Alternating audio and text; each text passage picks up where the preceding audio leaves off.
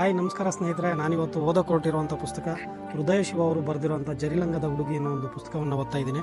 ನಾನು ಸಿನಿಮಾ ಕ್ಷೇತ್ರಕ್ಕೆ ಬಂದು ಸಿನಿಮಾ ಸಾಹಿತ್ಯನ ಮೈಗೂಡಿಸ್ಕೊಳ್ಳಿಕ್ಕೆ ಕಾರಣೀಭೂತರಾದಂಥವ್ರು ಹೃದಯ ಶಿವ ಅವರು. ಇವರು ಬರೆದಿರುವಂಥ ಅನೇಕ ಹಾಡುಗಳು ಕನ್ನಡಿಗರ ಮನಸ್ಸನ್ನು ಅಚ್ಚಳಿಯದೆ ಉಳ್ಕೊಂಡಿದ್ದಾವೆ. ಇವರು ಬರೆದಿರುವಂಥ ಪುಸ್ತಕ ಜರಿಲಂಗದ ಹುಡುಗಿ. ಇದರಲ್ಲಿ ಒಂದು ಕವಿತೆಯನ್ನು ನಿಮ್ಮ ಮುಂದೆ ಓದಲಿಕ್ಕೆ ಇಷ್ಟಪಡ್ತೀನಿ. ಕವನದ ಶೀರ್ಷಿಕೆ ಮೌನಗೀತೆ. ಅವಳ ಕುರಿತು ಬರೆಯಲೆಂದು ಬಯಸಿತೆನ್ನ ಲೇಖನಿ, ಶಾಯಿ ಬದಲು ನನ್ನ ಬಳಸು ಎಂದಿತಲ್ಲ ಕಂಬನಿ.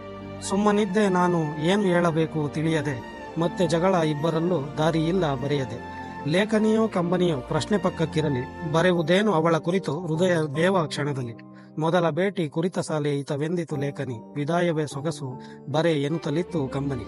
ಅವಳನ್ನೇ ಕೇಳೋಣವೆಂದು ಕಣ್ಣುಗಳನ್ನು ಮುಚ್ಚಿದೆ, ಕಂಬನಿ ಲೇಖನಿ ಮರೆತು ಮೌನಗೀತೆ ಹಾಡಿದೆ.